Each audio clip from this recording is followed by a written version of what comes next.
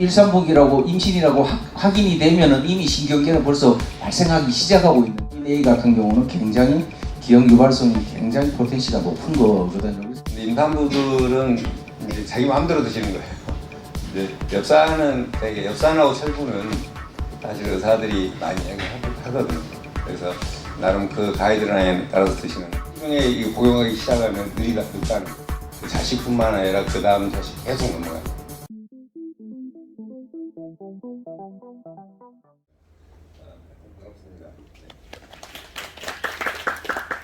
대사의 한예지라고 합니다. 이제 신경관 결손, 뉴럴 튜브 디펙트가 예방이 된다라는 사실을 모두 알고 계실 텐데요. 12주 내외까지 그 오랄 폴레이트를 먹을 경우에 이제 신경관 결손이 1차적으로 발생하는 것을 막을 수 있고, 임신부에게 400마이크로그램의 엽산을 매일 복용하도록 권고하고 있으며 EU에서는 600마이크로그램으로 복용하는 것으로 권고하는 중입니다.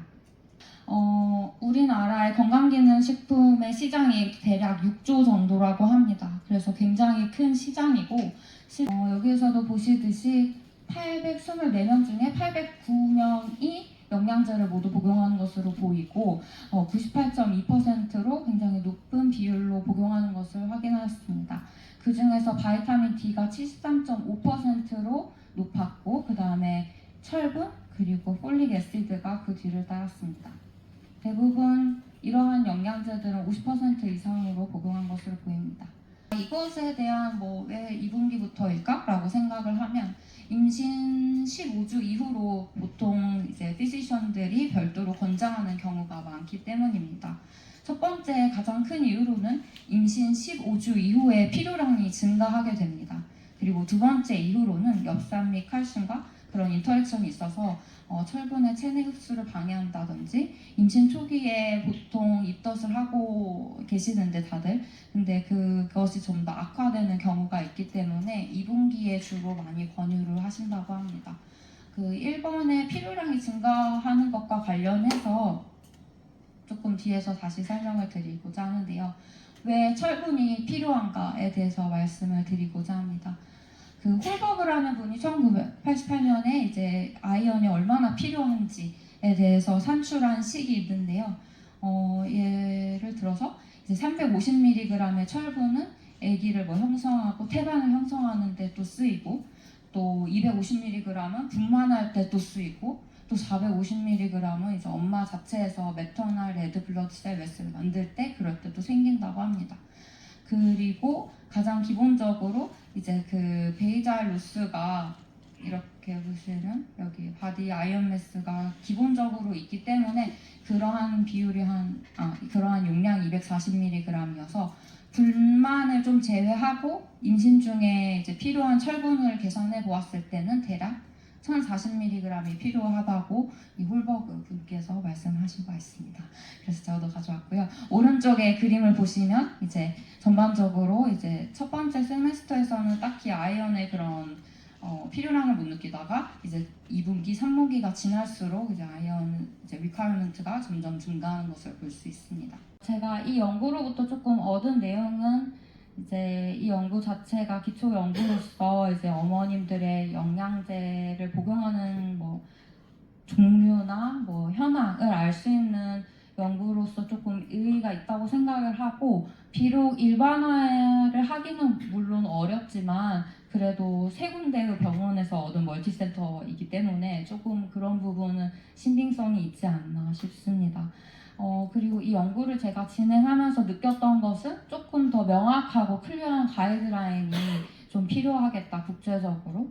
이런 것들을 느꼈고요. 산모들께서 드시는 영양제에 대해서 관심을 가져주시면 좋겠다라는 말씀을 드리면서 이 발표를 끝내겠습니다. 경청해 주셔서 감사합니다.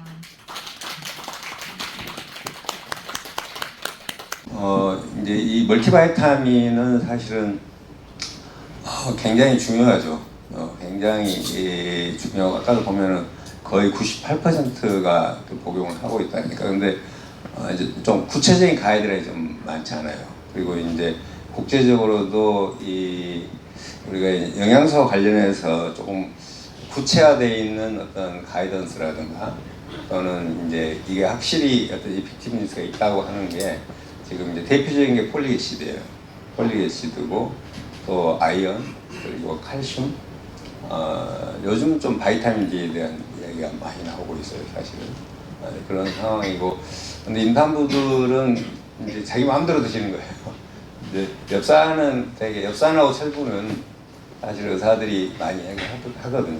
그래서 나름 그 가이드라인에 따라서 드시는데, 뭐 여기 지금 뭐 프로바이오틱스니 오메가3니 뭐 다양한 제품들을 복합적으로 먹는 거예요. 그러니까 아까도 발표했지만은 그런 인터랙션이 생기거든요. 아까도 여기서도 이야기했지만 대표적인 게 아이언 흡수와 관련해서 이제 칼슘이라든가 징크, 그러니까 그게 이제 인터랙션이 있는 거예요. 그래서 지금 그 캐나다에서 나오는 프레그비스테는 아예 분리해서 이제 하루에 2번 먹게 하는데 아이언 섭취할 때는 이제 그 인터랙션 된 것은 오전에 먹게 하고 이제 오후에 이제 아이언을 먹게 한다거나 그렇게 하고 있더라고요. 근데 이제 어쨌든 이게 이제 굉장히 이제 중요하게 되는 이유들은 결국은 이제 먹는 게 다잖아요, 사실은. 이 뭔가 영양소가 최근에 란셋에 그 이제 발표된 자료에 보면은 뉴트리션이 가장 중요하다고 이야기를 하고 있어요, 사실은. 그래서 뉴트리션도 임신 중에는 거기서 표현하기는 이제 그 투리트라고 투레이다라고 표현을 해요. 그러니까 임신 중에 이 복용하기 시작하면 늦다는 거죠. 그래서 아예 임신 전부터 복용을 하고 또 자기 라이프 사이클 관련해서도 음주나 흡연이나 좀 몸에 안 좋은 것들은 그 전부터 이렇게 관리를 해야 한다는 거예요. 이제 그 이유는 뭐냐면은 결국은 이것들이 세대를 넘어간다는 거죠. 그 자식뿐만 아니라 그 다음 자식 계속 넘어간다는 거죠. 그런 관점에서 굉장히 중요하고 또 여기 데이터에서 이제 폴릭애시드 같은 경우는 이제 가이던스가 조금 이제 여기서도 이제 보통은 이제 폴릭애시드 아시는 것처럼 뭐 신경건조증을 포함해서 다양한 기형들을 예방하도록 하는 거잖아요. 근데 그런 관점만 포인트를 하기 때문에 사실은 12주까지 거의 이제 기관형성계 거의 끝나기 때문에 그렇게 안내를 하는데 사실 폴릭애시드는 이제 아시는 것처럼 메틸기를 제공하죠. 그래서 어떤 유전자의 어떤 그 발현과 관련돼서 굉장히 중요하거든요. 그래서 애기 이제 성장에도 굉장히 중요하고 그래서 사실은 임신 전, 임신 중, 무이수 중에도 이제 복용을 대개는 이제 권장을 하는 입장인데 사실은 이제 의사들도 잘못 알고 있는 거고 이런 이제 임신부들도 그 가이던스에 따라서 이제 의사 선생님들 이야기하는 것에 따라서 이제 그런 결과를 보여준 게 아닌가 하는 생각이 듭니다. 네, 고맙습니다.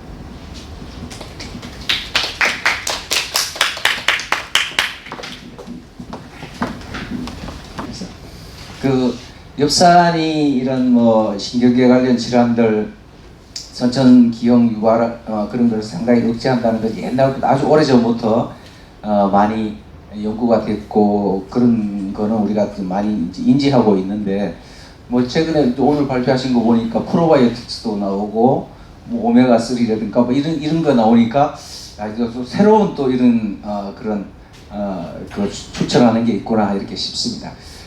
근데 지금 발표하신 거 보면은 임신 중에 이제 그런 물질에 따라서 1, 3분기, 2, 3분기, 3, 4분기에 추천하는 게 약간씩 좀 틀리거든요. 그러니까 필요한 아연 같은 경우는 3, 4분기에 좀 많이 필요하고 그래서 옛날부터 이야기한 게 실제 그 제일 많이 이야기했던 게 엽산이고 그거는 이제 신경계 관련 선천성 이상을 많이 줄여준다는 게 이미 많이 알려져 있는데 그런 측면에서 보면은 이게 우리가 임신을 인지하기 전에 이미 착상되고 바로 신경계가 형성이 되기 시작하거든요. 그러면은 벌써 1, 3분기라고 임신이라고 확인이 되면은 이미 신경계는 벌써 발생하기 시작하고 있는데 그래서 1, 3분기라고 하기보다 권장은 계획 임신에서 임신을 계획하고 있다면 이미 좀 권장을 하는 게 복용을 권장하는 게 좀 맞지 않나 싶고 그 다음에 거기 멀티비타민이 나오고 있는데 우리가 뭐 잘 아시는 것처럼 산모들이 사실은 권장하지도 않는데 자기들이 복합 비타민 사가지고 막 복용하게 되면은 좋은 것도 있지만은 비타민 A 같은 경우는 굉장히 좀 뭐 건강 상태가 안 좋을 때는 건강한 사람은 그게 이제 충분히 이겨낼 수 있는, 극복할 수 있는 양이 될 수도 있지만은 상태가 안 좋았을 때 그건 나쁜 쪽으로 굉장히 작용할 수도 있거든요. 그런 부분은 어떻게 좀 고려를 하고 있는지 한번 좀 답변 부탁합니다. 네. 그런 바이타민 A 같은 경우에는 특히 뭐 이소트레티논 이런 것과 관련해서 좀 기형에 문제가 있을 수 있기 때문에 그런 부분은 제가 추후 연구에서 조금 더 해봐야 되지 않을까 싶습니다. 제가 코멘트 저희가 이제 마더 투 베이비에서 사실은 멀티바이타민을 이제 개발을 좀 하려고 제가 좀 자료를 좀 분석을 좀 해봤어요, 최근에. 그랬더니 가장 중요한 게 이제 바이타민 A에 대한 그런 거예요. 그래서 지금 식약처에서도 이 멀티바이타민의 성분을 설명할 때 비타민 A는 기형유발할 수 있으니 주의를 요한다. 그렇게 돼 있기 때문에 임산부들이 굉장히 그거에 대해서 예민한 거예요. 그래서 이제 지금 글로벌 회사인 엘레비트 같은 경우에는 비타민 A를 빼버렸어요. 아예 빼버리고 또 어디냐 지금 아까 이야기했던 이제 캐나다 두셔네이에서 나온 이제 프레그비시라고 하는 데는 이제 베타카로테인을 넣은 거예요. 그래서 제가 좀 리뷰를 해봤더니 지금 WHO에서는 이제 굳이 이제 야맹증이 그게 이제 엄마의 야맹증과 관련되거든요. 비타민 A 결핍이 되면 나이트블라인드 인사 관련되는데 몇 퍼센트 이상 되지 않는 곳에서는 굳이 레코멘데이션 하지 않는다 그렇게 돼 있긴 해요. 근데 이제 전반적으로는 이제 가난한 나라가 아니라 하더라도 이 비타민 A는 결핍될 수 있고 또 임신이 진행되면은 전반적으로 줄어들거든요, 양이. 그렇기 때문에 사실은 비타민 A가 저는 이제 필요하다고 생각하는 사람이에요. 그리고 또 베타카로테인이 체내에서 물론 어떤 생식독성이 있지는 않지만은 베타카로테인이 이제 체내에서 비타민 A로 이제 채취가 되잖아요. 근데 그 이펙티브는 낮은 걸로 돼 있어요. 그래서 지금 바이타민 A가 이제 이민 시스템이라든가 특히 이제 눈과 관련된 어떤 조직을 만드는 데는 굉장히 중요한 물질이거든요. 근데 이제 제가 생각하기에는 이런 이제 우려 때문에 지금 휴먼에서는 사실 만 아이 미만은 전혀 기형과 상관없는 거죠. 우리가 많은 물질들이 어떤 영양관계가 있는 거잖아요. 이제 그런 관점에서는 저는 이제 바이타민 A를 포함해야 한다고 생각을 하는데 어떤 예를 들면 엘리비트 같은 경우도 그렇고 지금 프레그비신 그런 데도 그렇고 대중들의 어떤 그런 게 좀 두려운 거예요, 사실은. 이제 그런 것 때문에 조금 잘못 가고 있지 않느냐 하는 저는 이제 그런 생각을 하고 있어요. 그래서 계속 저희들도 고민을 하고 있어요. 이걸 어떻게 해야 되나. 근데 저는 비타민 A가 반드시 포함돼야 된다고 저는 생각을 하거든요. 네, 좋은 질문 감사드립니다.